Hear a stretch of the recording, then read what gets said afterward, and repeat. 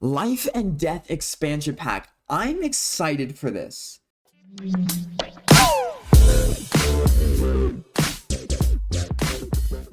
Hey guys, welcome back to another video. In today's video, we are here on The Sims Twitter, and welcome back to another episode of The Sims News. It's been a while since I've done one of these videos. I think the last Sims News video I did was just testing out the new Love expansion pack. I forgot what it was called.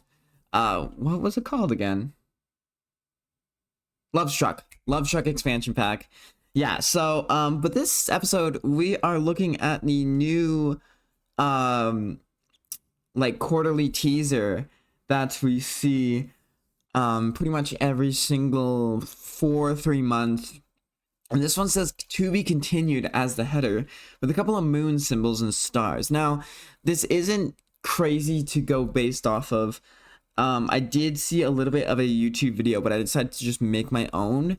The only thing, like, we don't have much to go off of here because they've been posting like a lot about like My Sims, which I think recently just came like out like for a new Switch version, because it used to come out on the Wii like in 2007. So like we don't have much based on this because they haven't really been posting about this teaser whatsoever. In fact, literally they posted this 6-hour teaser.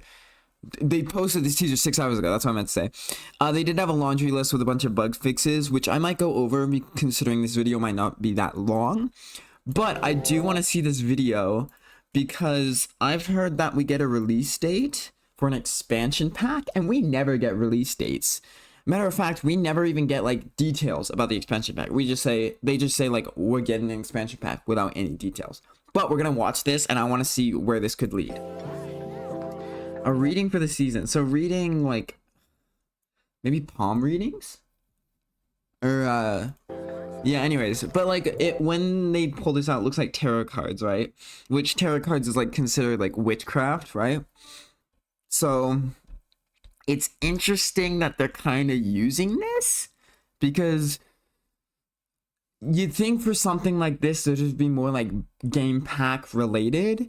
And the fact that we already have Realm of Magic means like this doesn't really, like, I'm wondering where this could go considering that we already have Realm of Magic. So we have like hot chocolate up there. I don't think that's related. Artist studio kit and storybook nursery kit. That's kind of specific. Yeah, and see, we get like a straight off the bat like already date, which is amazing. But an artist studio kit, that might be cool. I would love, to be honest, I would be more inclined to buy kits if it came with like a skill plus the building items. Just like if you added one new gameplay item with a skill, I would buy kits instantly. Like the only ones I think I've ever gotten were the couple free ones that they just give out. And then I also got Industrial Loft. Industrial Loft's the only one I paid for, but it's just I like the build items. Like if the build items are really good, I would get it. Busted Dust, I've been like always like thinking, should I get it? Should I get it? And I never do. So it's like there's no point in me like always thinking, should I get it? Because it's the same with Laundry Day. Like you're gonna get it, you're gonna play with it the first time you get it, and then never play with Laundry or Busted Dust again. Although the Dust Bunnies are a little OP. Sorry, let me turn this down a little bit. Reaper's Rewards event. Okay, so this is the second event we got, and we got another event. It was like a, check-in daily and you just get free stuff. You get like a free counter, free mini fridge. I think it was a dart board. There was a new practice make perfect trait as well. So September 24th, mark that down. These are limited time. They never come back, by the way, so you might want to do it. Life and Death expansion pack. I'm excited for this. So October 3rd, so roughly in a month from now, because I'm recording this on the 5th. Yeah, roughly in a month from now, we're gonna Life and Death expansion pack. I'm more excited for this than I was for Lovestruck. I did obviously buy Lovestruck because, I love this game. But Life and Death, I'm excited for this. First look, October 3rd. Launch 31st. Okay, so we get like an actual launch date immediately as well. We're not even like, they're not playing around right now. They're actually just saying like, yeah, it's launching the 31st. Get ready. Like, they already have it. It's surprised, like, because they already have this planned months ahead, probably, right? And they're just telling us now, like in 2 months from now we're getting this, and normally we wouldn't get a launch date until like 2 weeks before the pack actually releases. So that's interesting. There's 2 cards left as well, so these are probably bug fixes, but still. Yeah, okay, free updates, and then this is bug fixes, I'm guessing. Oh no, to be continued. Yeah, so September to December. That's what I was expecting. All right, that's really cool. So I'm guessing we're getting stuff from September to December.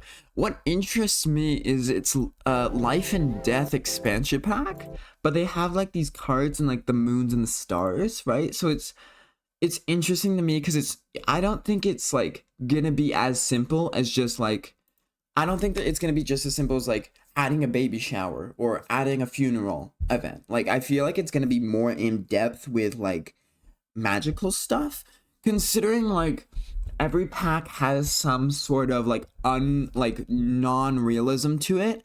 And I've had many friends ask me, why is The Sims entertaining for me? And it's because like I can do stuff I can't do in real life. Like playing with magical stuff makes the game fun for me. There's some people who just play with the realism, and I don't understand that. Like I don't understand just playing with realism. It doesn't make sense to me. I don't know, maybe it's just my mentality, but it's just I always like to play with like some level of mythical things to it, and it doesn't have to be like super mythical. Like even playing with the servos in the game, it's just like makes the game 10 times more interesting. And then the skills and stuff like that, like, and just building up your skills, like having this goal, it's just like really cool. And to some people that doesn't make sense, but like to me it's like, if I don't play without the magic stuff in this game, it doesn't actually feel like a worthwhile game to play if I just play with just the realism.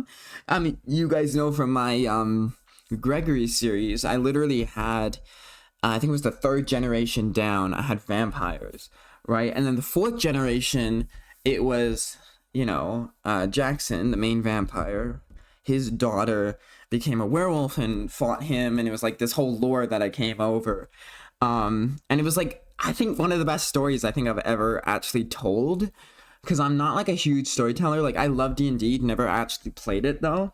And it's like Jackson's daughter like realizes that he's just evil for this, like he's not actually a good person, and then just moves to Moonwood Mill to like kind of stay elusive, and just like realizes it's a town full of werewolves, becomes one, and then fights Jackson. I think it was like the 2nd last or 3rd last episode, maybe the last episode of the werewolf series. Luna, which is Jackson's daughter, fights Jackson, and Jade, which is her mother, and she wins. They both die from a werewolf bite. I had to add a mod because there's no way to actually do that, so I had to add a mod for that. But yeah, like, and there was this whole like arc, and now Luna and Rory, they're just like living like just immortal. They're just immortal. They literally cannot die. For some reason, the werewolf immortality is just insanely OP. Anyway, so they're just immortal. They're just sitting in Moonwood Mill, and they still live there. Same with their ghost dog, Gunner, who sadly died, but then I brought back the ghost because I was like, you know what, it kind of fits the theme. And considering the house is actually literally haunted with the paranormal stuff pack, it kind of makes sense. But yeah, I'm excited for this pack. I think it might fit in well with the Love Struck. I could like create an arc maybe with I'm thinking maybe I could create an arc with Lewis and like maybe have a lover of him, one of his lovers die, and then maybe bring them back to life. Again, like we don't know anything about this pack, so like I'll wait until October 3rd to even like think about doing an arc like that. But I could like tell a really cool story considering Love Struck and Life and Death are like back to back. So it's like, it's obviously going to continue into the next one, just like how Werewolves continued into, oh, actually, I didn't do For Rent, but yeah, you know what I mean? Like, it just continues into every new expansion pack or game pack that releases. But yeah, I'm really excited for Life and Death, considering that it looks like it has like a magical theme to it. I also find it interesting, this image with like the Grim Reaper is really cool. Imagine if your sim could become the Grim Reaper. That would be a really cool job. I mean, it's like not really a job, but it's like Or like, what if there's like a black market?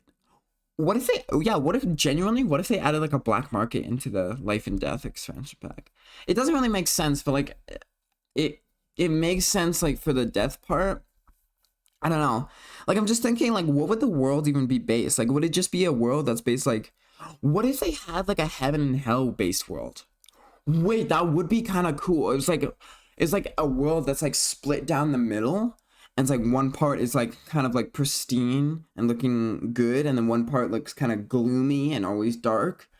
Not like actually heaven and hell, but like one part looks pristine, one part looks gloomy. It's kind of like the industrial and the pristine part, like in Evergreen Harbor, kind of like that, but not industrial, but more like gloomy and like cloudy.